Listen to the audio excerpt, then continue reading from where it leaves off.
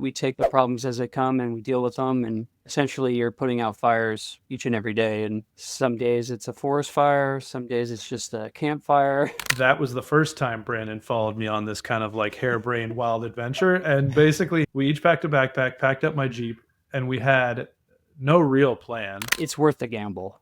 I've got to roll this dice and make this happen because this is an opportunity that's not going to come across my path very often, if ever. After you've worked like an office job or you go to a fixed location and you're on a clock or you have to report to a clock, you're being able to do what I'm doing now is a dream come true.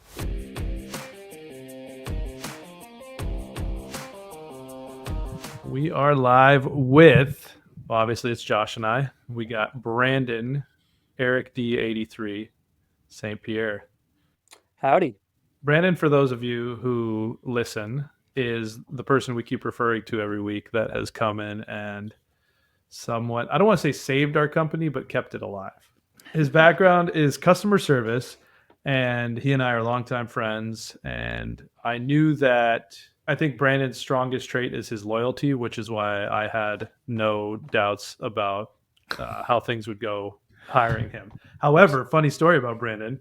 Since we're about, this is all in all fairness, Brandon's about to probably dish some secrets on, not even secrets, but just dirt on Josh and I and how inefficient we are. So I'm going to get ahead of it with a quick story about Brandon and sports. Allow me to take you back to the years, I don't know, let's say like 1996 to 2004. Let's just say there. I was around the time Brandon and I met. And after church, we used to play football. And then from there, we got to playing soccer and basketball. And Brandon is, how would I say, very passionate. Fought his own teammates, other teammates, random people in the park, just whoever, whoever happened to get in his way. So when the time came and I was talking to my brother, who also, obviously grew up with Brandon, I was like, yeah, we're bringing Brandon in to do property management for us. He was like, what? He's like, that dude is going to call somebody up and like chew him out and get in a fight with him. I was like, no, this is different. It's not sports. He'll be all right. And as it turns out, he has a great temperament for it. He has not fought anyone, nor has he come even close to it. So, yeah. Anyways, all that to say, we're very happy to have you. Well, and as I'm sure you'll hear, if anything could push you to it, it's property management, and especially with like the tenant base that we're dealing with. But yeah. Great intro. Thank you. Yeah, no, I mean, obviously there's a lot more to Brandon than just fighting people in sports games. But it was a funny thing because they say don't do business with family. So we decided to do that. They say don't do business with friends. So we decided to do that as well. And so far, it's all working out. It'll have its ups and downs, I'm sure. But we're enjoying it so far. So yeah, that's our strategy. Just go against the grain, right? That's worked so far. Yeah. Recently, I've been trying to convince, actually, Brandon brought it up, which was a mistake. But I've been trying to convince him to move to Wisconsin. His deal is we got to get him an F-150, and he'll do it. The dollar goes so much farther out here. I don't know why Colin and Jennifer haven't moved out here, to be honest. Little thing I like to call winter, and 6 months of it. Yeah. It's 3 months of terrible and 5 months of like, okay. Yeah, this poor California boy, he doesn't know how to deal with the snow. Oh, it's not even that. It's just like it's not even the cold and the snow. It's just like the idea that 365 days a year you can't just walk out your front door and go for a walk. But yeah, we brought Brandon on today because so Brandon started with us back in August. So he came from customer service role or background. And we had been thinking and talking about bringing somebody in to help us out with property management because property management has been a big hang up for us in terms of time and efficiency and everything. Jen and I, who handle most of the property management, knew that we needed somebody to just be focused on that. It's a lot, but it's even worse and it's even more when it's not your sole focus and you're just kind of jumping in and out of it because there's so many different things going on at the same time. So we decided, we all talked and, I've known Brandon forever, trust him 100%. And so we knew, well, actually Josh and Jen didn't really know you much at all. So I think there was a little bit of just convincing It's like, as long as I don't have to do the property management, Oh yeah. I agree with your choice. Josh, it's like I sign off on that. Yeah. Yes. Yeah. Sounds good. Just don't make me talk to anyone. Don't make me go to a property. And you can do whatever you want. So that's kind of what led us to, interview with you. And I think August you started with us officially. Prior to that, I think in April of last year, you came over and spent a day with us where we kind of just gave you like a wide angle shot of what it is that we do day to day, what that kind of looks like. I think from our end, me personally, obviously knowing you, there wasn't much hesitation other than the fact that I just wanted to make sure that we were taking you out of a pretty good job that you had, pretty solid job. And I just want to make sure that once you left that job, we were going to make it so that you never had to go back and you weren't going to have to, basically just didn't want you to like come start working with us. And then after like 3 months, be like, actually, we can't pay you anymore. So, and then the logistics of actually onboarding, training, all that kind of stuff. But yeah, tell us what, a little bit about your background and I guess what your experience has been like kind of early on, what that was like. Well, as you stated, I've been doing customer service for quite some time. I was in the auto industry for about 12 years before, obviously, I came to you guys. I was in a few other different roles, but just dealing with people day to day in various roles prepared me to come on board with you guys and to do the customer service things for property management. And, working with people is working with people. I don't think that really changes that much in whatever industry you're in. People are people, and you deal with them the right way. They're going to respond to you in the right way. And it's gone about as expected. There's been some hiccups, but I would like to say that the company's in a better place today than it was when I first started. It's been about as expected as, I think things can go. Like what can you say? It's not very per se glamorous, but we take the problems as they come and we deal with them. And, it's essentially you're putting out fires each and every day. And some days it's a forest fire. Some days it's just a campfire. You're hoping you have enough water to spray down those fires and put them out, because some seem to be smoldering and you think they're out, but they're not. So it's always a fun, challenging thing to get out there and try to put these things out. For one, did you have any, what were some of your hesitations in terms of leaving a stable job to come work for us? And I mean, obviously it's like, you leave I was working with a company before I came directly to you guys that had been in business for 50 years. And I'm coming to essentially a startup. You guys have been in business just for a few years.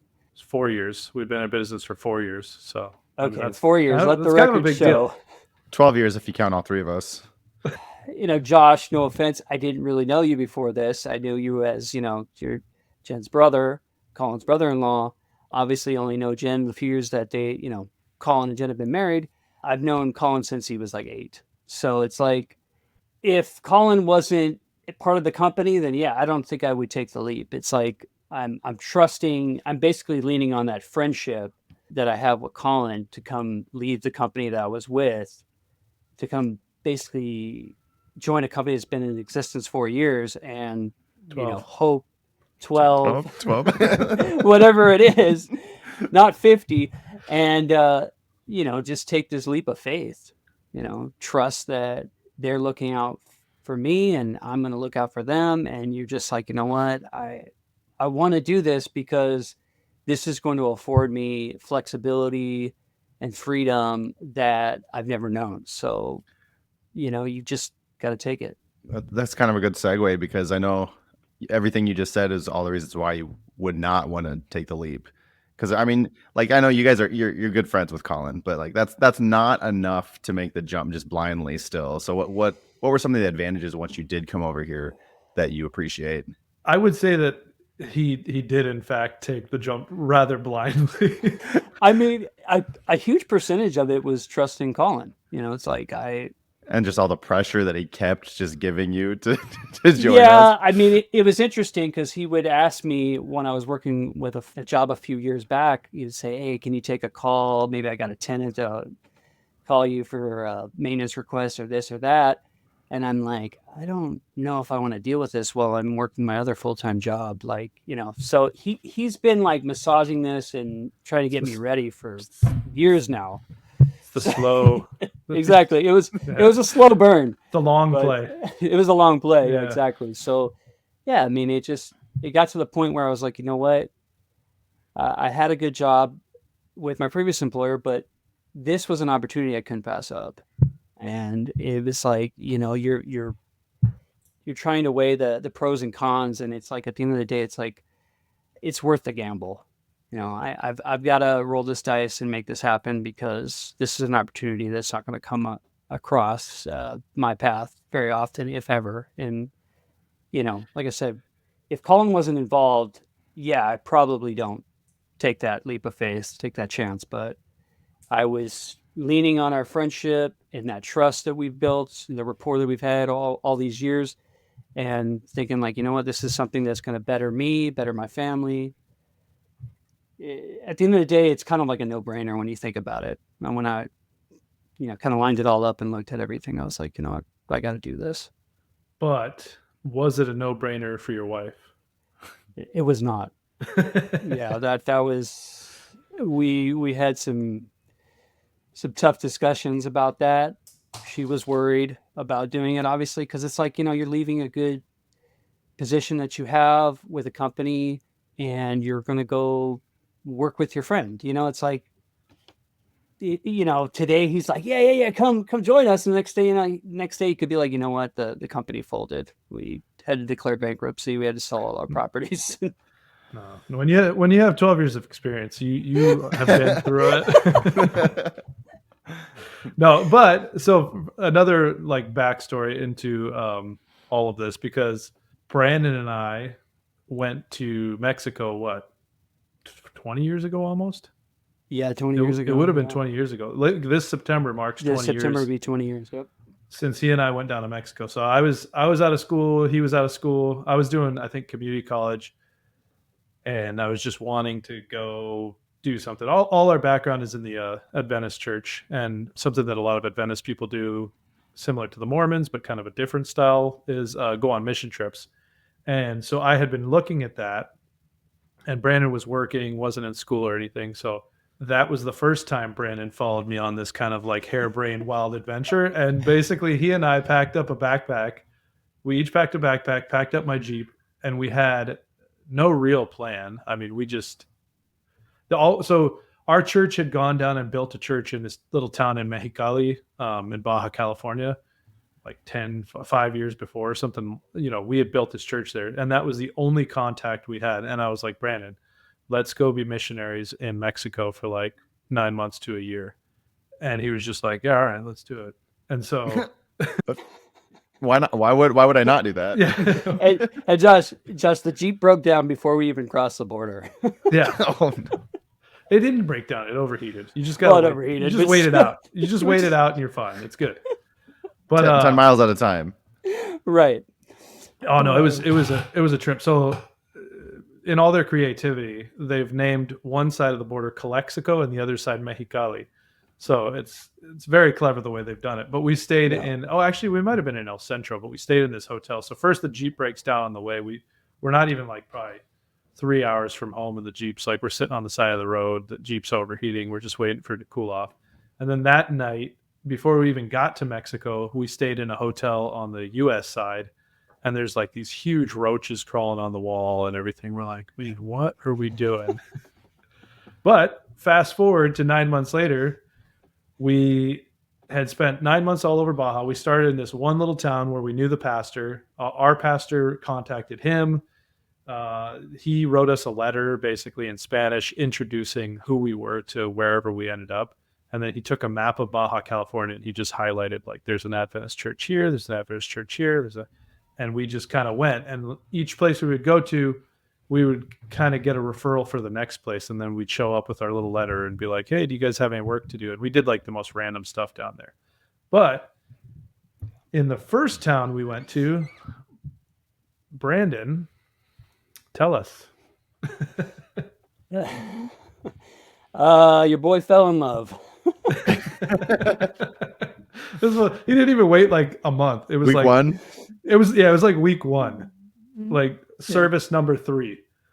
And that's Yeah. and that's only 1 week down in Mexico because they do church services like 3 or 4 a week. So it was like, Yeah, I don't know if Colin remembers the story, but we were sitting in the church. We were in these little the bancas, these little bench seats that they had. Well, they were like the fold down yeah, chairs. like stadium seats kind Yeah, of. stadium seats.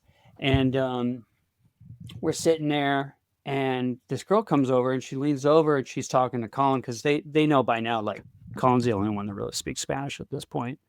You know, he has his 4 years of high school Spanish, and this guy over here can say like "Hola, cómo estás?" maybe. You know, that's about it. And so she's talking to Colin, and I leaned over, and I looked at her, and I was like, "Oh, she's cute." I was trying to Struck spit my game, and he from just that point swooped. on. So And then I became the translator. yeah. And what's funny though is that our pastor here at our local church told us beforehand. He was like, "Look, guys, okay, don't go down there coming back with girlfriends or wives, you know, coming back married. Okay, you make sure you take care of yourself and you behave." And I'm thinking to myself, this white guy over here, this gringo, he's Yeah. not gonna find anybody to marry in Mexico. And lo and behold, Well, yeah. And I mean, yeah. I was in a committed those relationship at the age words. of 17 or 18 or whatever I was. So I was sure that the girl I was with, I was going to marry. So I stayed with her the whole time I was down there. So Yeah. it was a regret I have. It was yeah, he had No, I his mean, pen pal. wouldn't- And, yeah, I guess, finding love in Mexico. Anyways, fast forward to today. That's his wife. Yes. So when she was trying to be like, oh, I don't know, I was like, dude, just tell her, had you not followed me on the last wild adventure, you two would have never met, you would have never gotten married, and you wouldn't have two beautiful daughters. It's very true. I owe so much to this man right here. Well, you don't owe me anything except to come work for us, and you did, so we're good. Exactly. If it wasn't for Colin, you wouldn't have that little handwritten sunflower in the background right now. Yeah, that's true, right? Yep. That says Momo. There was some legit hesitation, like warranted hesitation from Alba's side, and it's like I totally understood it, and I mean, I don't know what like, let's say a company with 50 years experience, like, as they're trying to pitch to you, they probably don't pitch to you because like people just want to come and work for them. Exactly. But like as I was trying to pitch our company to you, it was more of just like, hey, this is what we're doing. Like, it's not like I was showing you any numbers or anything. So it really was a leap of faith because, I mean, yeah, not that I would have been lying to you, but I could have been. Yeah. Because, yeah, so it was really foolish that you just came to work for us. Thanks. Thanks. I see what this episode is, just to call me out on all my bad decisions. You're on. No, we're getting to us. Okay, don't worry. okay. So you're almost 12 months in. How does your wife feel about it now? She feels much better about it. Let the record show, but yeah, she did not initially. It was a hard sell. Yeah. Well, and I mean, I think that would have been the same for any of us. Like, Yeah. any of us who are trying to go to our wives and tell them, hey, I'm going to leave this a very secure job to go work for my friend. Yeah. Who says he's doing well. Wink, wink, nod, nod. We hope it, hope in a prayer it all works out. It's like, yeah, that's fine when you're like, 18 and you're at high school. It's like, oh, all right, we'd take it on a whim like we did on a trip. Oh yeah, for sure. But you've been married for 16 years going on this October and you have 2 kids. It's like, well, I don't know if you want to just take this chance. So stability's huge. Yeah. So what has been the most frustrating thing about working for us? Here they come. And don't These lie. Don't hold These back. are the hard-hitting questions right now. Because we already know you're not talking about us. I'm just kidding. And this better be something to do with attendance. Yeah. No. I mean, if you don't know, we invest in mobile home parks in the Midwest. We're not getting premier tenants in these parks. Some of them are great. Some of them are just like awesome. We got one park that's on a lake and a lot of people use it as vacations. We even have like one couple with a combined credit score of like 1,600, which is a unicorn in this area. but that's not, most of them are not there. So, but as far as like us as a company working with us, I don't even want to say as your boss, but whatever, as coworkers, Man, I what is the really Yeah. hope none of their tenants follow the Investing RN podcast.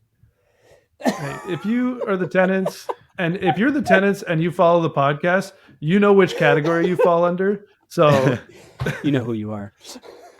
yeah, you know who you are, and you What know you exactly did. what you did. So There's another story for you, Josh. He's already lost. Like, what are you talking about? We got inside jokes for days, my man. I'm learning Yeah. today. I'm learning more than anybody. Probably number one at the list is communication. And it's important and vital for any business, any relationship. As we all know, we're all married men on this podcast. Communication's key, and if you don't have open lines of communication, and things aren't flowing like they should, then it's, as I always tell my wife, it feels like a game of Tetris. Like the shapes are coming down, and you're trying to get them in line, and you're trying to knock them out, because as it starts to build and it gets to the top, if it does get to the top, it's game over. And when there's a lack of communication, it kind of feels like that. Like the blocks are just starting to build on each other, and you're not getting them right into the slots that you need to knock them out. So I'd say communication is number one. and what's number two? It's a good question. I really haven't thought about it. Probably tenants paying on time. Outstanding balances. Well, that's not us though. I'm saying like frustrations with us. Like basically, this is like Uh, how could we serve you better, basically. And I know communication is one of them, because that's historically in our 12 years, like that has been our biggest problem. And we're not even including Nicole's experience. So really we're closer to like 15 years. But I'm trying to think. You got me stumped here, because I know communication, like I said, takes up a pretty big piece of the pie, because if that's flowing, I think that kind of like sets everything else in motion. I don't know. I'm Yeah. kind of at a loss right now. I have to think about it. You need to ask me another question. So if we just fixed our communication problem, we would have a perfect business. Exactly. So if you guys are looking for a new job, Yeah. come join our 15 years of experience. Yeah.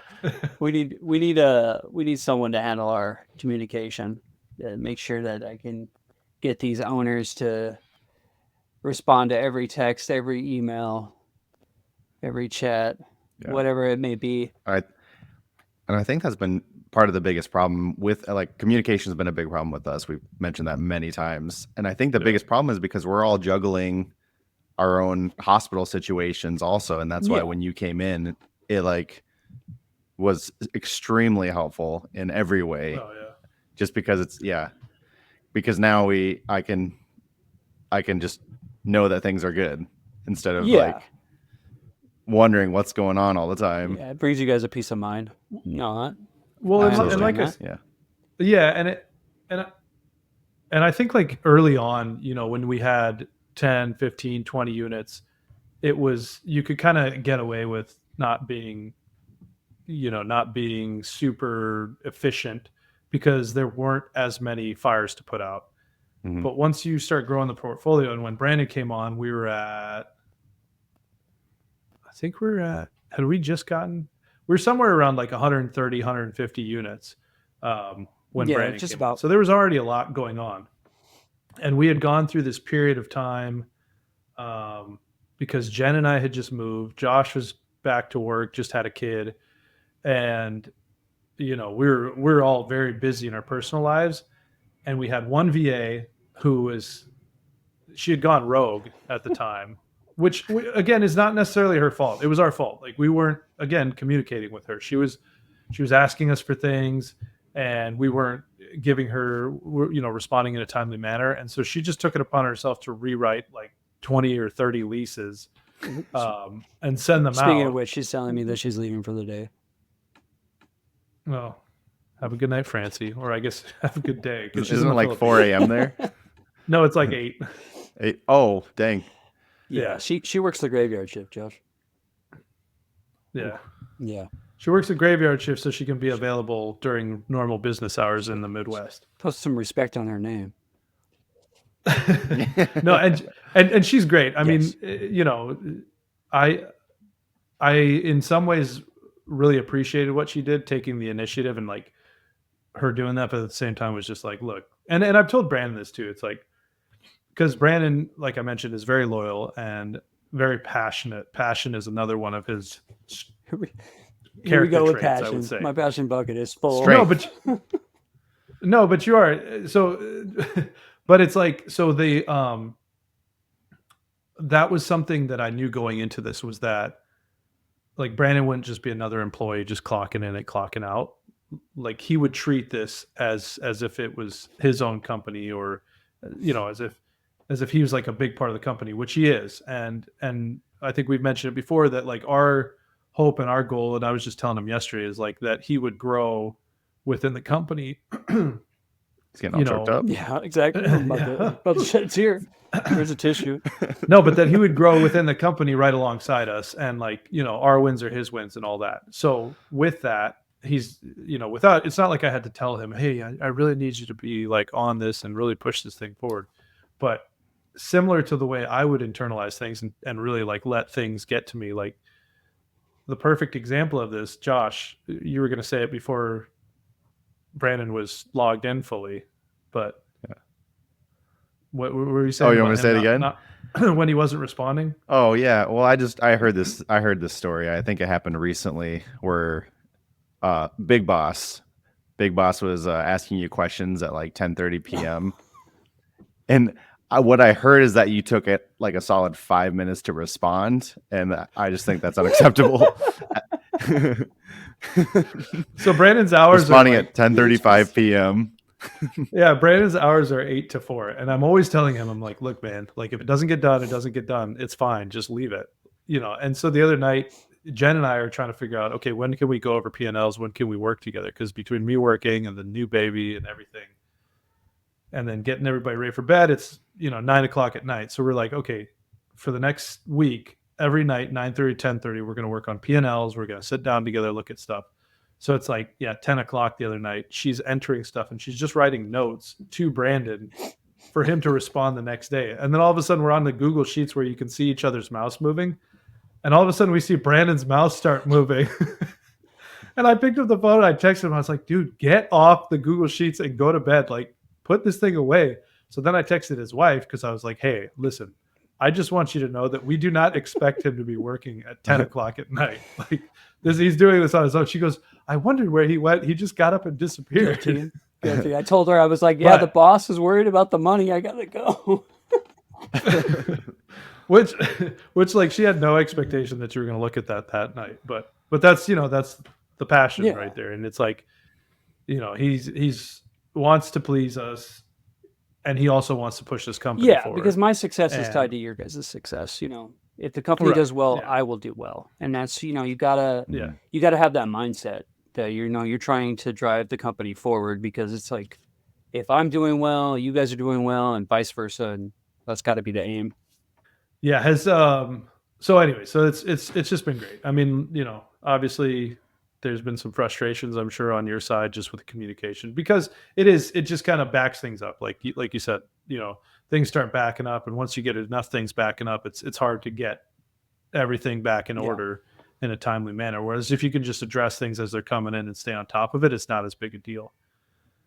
But what I guess has been, has anything surprised you about any of this, just working within property management and dealing with people? No, not really. Because I mean, like I said, with all my experience in customer service, I've heard it. I've heard it all. Just excuses and this and that about payment and stuff. I don't want to rag too hard on our tenants, but it's kind of what happens, or it's what the territory. But no, I mean, you're taking it as it comes, and I have a great team that's under me. The VAs that we have, they're fantastic. So this is my shout out to them. And you know, we just, I don't know, we take it as it comes. I don't know if anything surprises me. You know, I think with the experience that I have, I'm sorry if I trying to toot my own horn here, but it's just like I've seen a lot in the game. Yeah. I mean, I just apply all my experience that I've had before this to this field, even though I've never worked in this field before. It's a lot of the same things. It's just the human element, you know. So I'm sorry, guys. I don't have a more exciting answer for you. No, it's okay. Just, It's all right. just being brutally honest. It's kind of how it is, I guess. Well, I know as we go back and forth, because you know I'm handling on the property management side of things, I handle a lot of the maintenance and operations. So as things are coming up, Brandon's bouncing things off me, and one thing I think that has surprised you is how much price gouging there is with these people. Yeah, the Midwest Mafia, I call them. No, yes, trees and pipes. Those are definitely the two things I'm holding grudges on. As far as operational side of things, trees and pipes. I cannot believe how expensive these things are and how much of a nuisance they are at these properties. It's unbelievable. So if anybody's thinking about getting into property management or buying properties, look at the trees, and if you can find the pipes underground and get them scanned or however that works, do that, because I'm telling you. Yeah, that kind of brings back. So we referred to the coaching that we did a while back, and there was another coaching client with the same guy, and they owned a tree trimming business, and I had no idea what kind of revenue tree trimming could bring in. But apparently they got an offer to sell the company for, I think they said it was about $3 million for their company, a tree trimming business. And that's mind blowing to me. I believe it. I mean, good for them. That's crazy. Like, I know it's dangerous work and you got to be compensated appropriately. I mean, we had a bid at one of the properties last year, Colin, I don't know if you remember, one of the tree services out there in Wisconsin, he wanted about almost 10 grand for the park to do the whole job. And that's just one job. And our situation, I think we talked about this briefly. I'm not sure if it was while we were recording or before, but Brandon mentioned maybe moving to the Midwest, like to the Wisconsin area. And of course I jumped at it because a number of reasons. Yeah.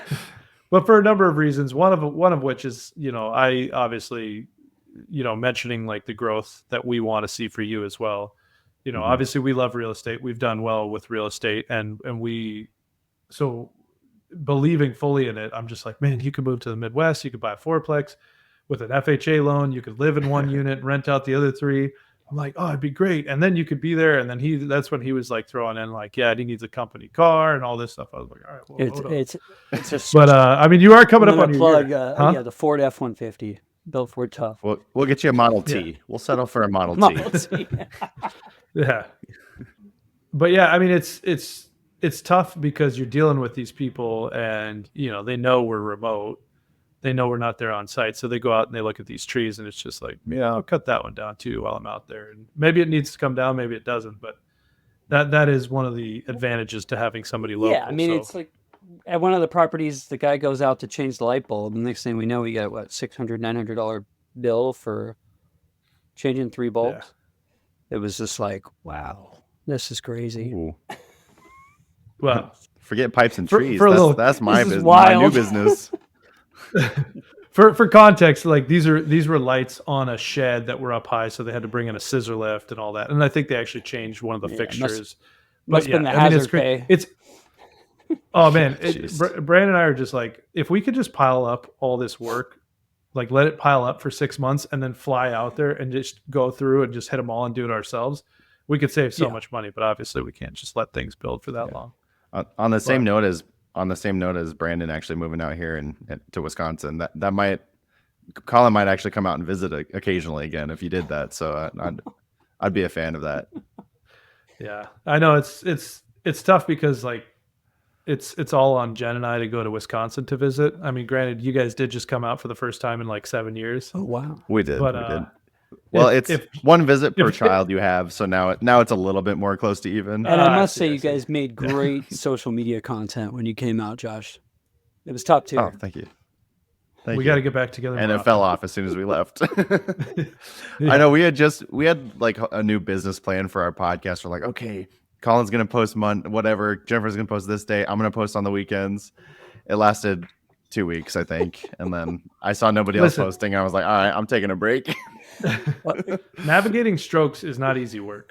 So I believe you. It's time intensive. Do you have to have a But- stroke every once in a while for yourself, just so you know what they're going through, or how does that work? You do. It helps. It helps. Yeah. Yeah. Oh man. I mean, it's very difficult to stay consistent with this stuff, and I think that's something that we've found. And I don't know. Yeah, it is, and it is like one of those things, like similar to communication. It's like when you kind of like you're as good or as bad as your partner, and so yeah, if I'm not holding up, obviously if Josh is doing something, then it motivates me, and I'm like, oh shoot, like if he's doing this, then I look bad if I'm not doing it. Like posting on social media, I'm like, so I got to do it. I got to get on it like 3 days a week.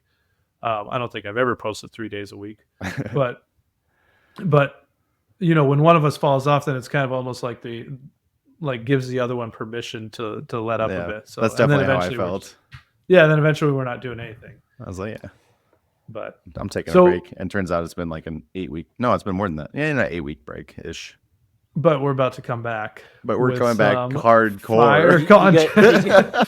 Just wait. Yeah, I know you guys are at the bottom of the barrel. When I had to come on the pod, I was like, these guys have no anybody to interview. No, you know what? We've been we've talking about it kinda for months. Oh yeah. We've been yeah. Well, we're always mentioning you on the podcast, and so fast forward to today. So you started in August. We're now almost in June, so you are coming up on a year. You said earlier that you think the company is better now than it was then. That was a little cocky, but I would agree. I mean,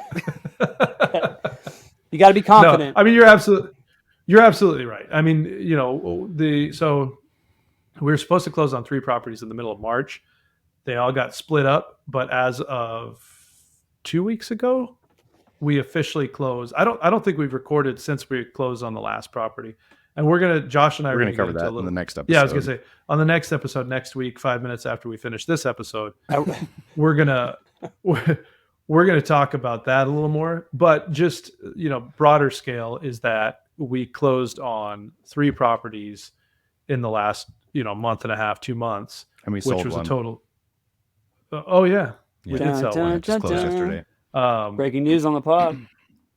Yeah, but I don't know that we would not. I don't know that we wouldn't have done that. But part of me thinks that we wouldn't have even done that had we not brought Brandon on when we did, and had we still closed on those properties that we did, we would be in absolute shambles. Can right you now. imagine how much of a dumpster fire this would be if I wasn't here? Can't even imagine. I mean, Is that a shot across the bow? That looked like that hit. That cut deep, Josh. You feel no, we'd be lost. It's because we've talked about how much of a nightmare it would have been. So No, but I just don't think we would have done it.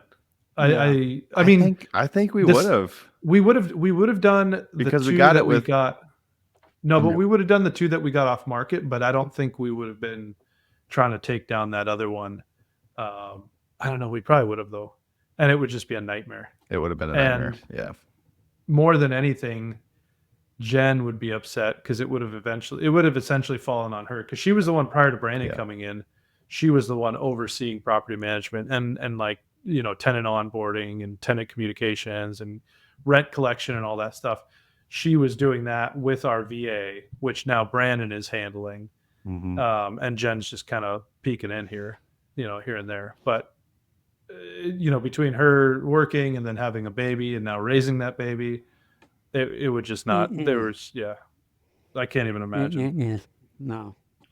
And not to mention that these are some of the trickier onboardings we've had to do because the 2 of the 3 parks were managed by this older gentleman who gave us a list of names. And that was basically the extent of the due diligence that we got from him. Yeah, my suggestion is not to do this again. If I can put that on the So record. that's absolutely not going to not happen again. That's not going to not happen. Yes, I meant what I said. We will, given the if somebody texts me right now, I was like, hey, I got 100 units. There's no documentation, but I can get you a good deal on it. I would be like, I'm telling you, not even a good deal. Just no money out of pocket. I'm telling you right now. Yeah, basically. Colin missed his calling. He would have been the best used car salesman this world has ever known. Hey, I'm only 38. Hey man, you might still do it. I just saw who posted it? Oh, Damon Dillard posted this thing, and it was talking about all these different people. Like Henry Ford at the age of 39 had filed for bankruptcy twice. At the age of 40, he started Ford Motor Company. Wow, didn't know that. And everything was like right around that like late 30s, mid to late 40s. That's only back when you lived to like 45. So he was really taking a risk. I was risk. going to say, there's a lot of people that just died. He was end of life. Yeah. It's hard to those people, but yeah. Yeah. And like same thing with like Ray Kroc was like had some setbacks. KFC, the old Colonel, he had been like I think he started KFC at like 65. So I mean, I got used cars. Are you going to come up with that recipe though? My recipe's fire, so you gotta ChatGPT. we could have another. You could do another episode on AI. Yeah, I was gonna say we should be, but that is kind of funny because one thing about like now when we hired Brandon, I was like, shoot, we gotta like write up a job description for him. I don't know how to do this. Like this is gonna take hours, and I was like, wait, we're giving away all the secrets. So I just plugged in. I was like, job description for property management manager, I guess. I guess. And it like pumped out this thing, and I just kind of breezed through it real quick. I was like, oh, that looks legit. Sent it on. Now fast forward to today. Brandon is like the chat. Brandon has like Chat GPT and Gemini talking and working together. Yeah. So what he's got two. Two human VAs and then two robot VAs. When I meant I have a great crew behind me. Sorry, I should have shout out the Sha and Jimmy. Yeah. When I saw an email to a recent lawyer that we talked to, and he said, "Shall I something counsel for our?" I was like, "Counsel what?" Like, who is this guy? But yeah, it's pretty cool what you can do with all that. So. Obviously, fact check ChatGPT with Gemini. Yes.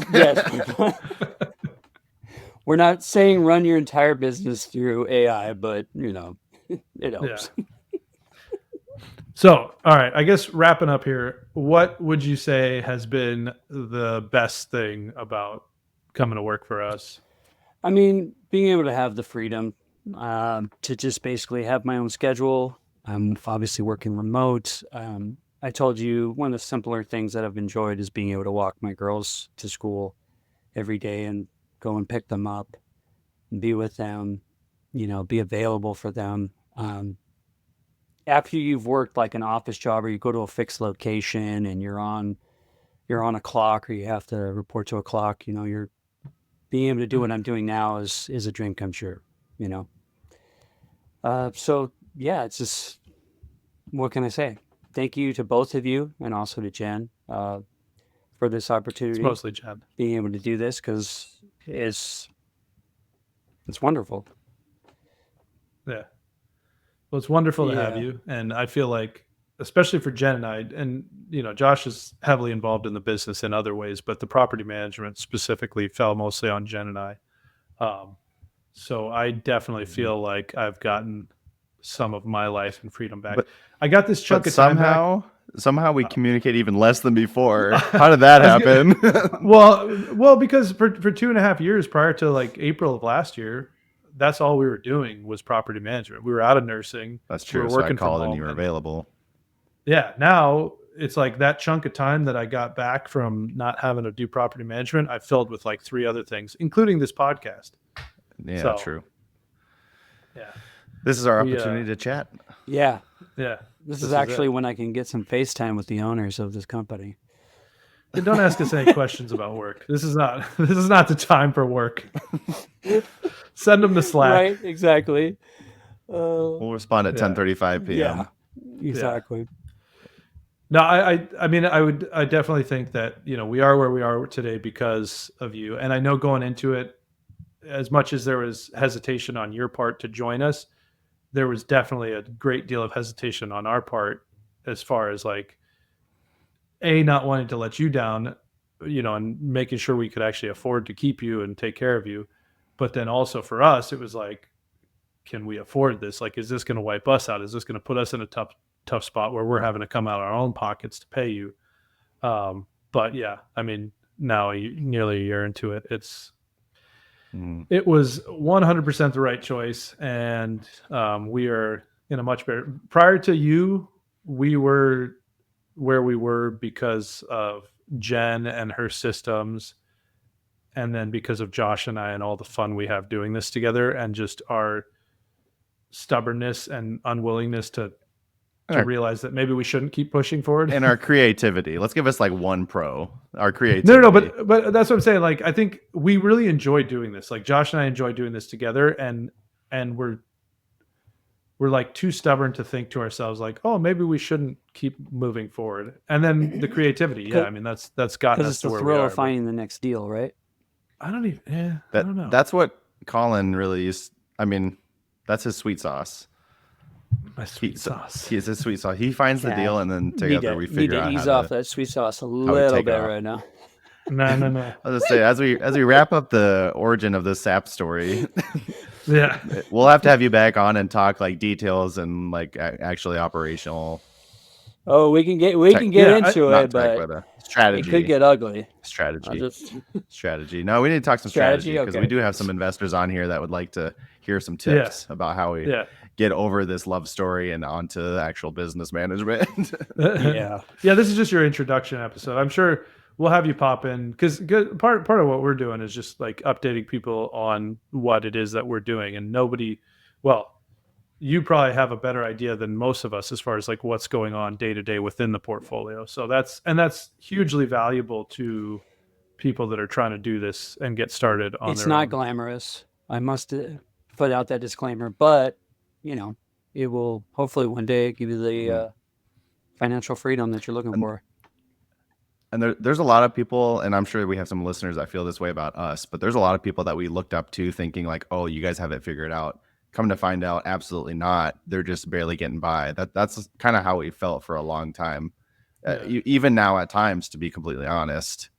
So you're never going to feel like you have it figured out. You just kind of take the punches as they come. Yeah, I mean, social media shows the glam, but it is a grind, boys. And as you already know, absolutely, and see and experience, it's something.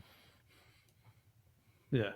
All right. Last thing before we go, what is one thing, if you could do one thing to improve, not communication, because you already said that, but like what's something operationally that you think would improve our efficiency and improve the company overall?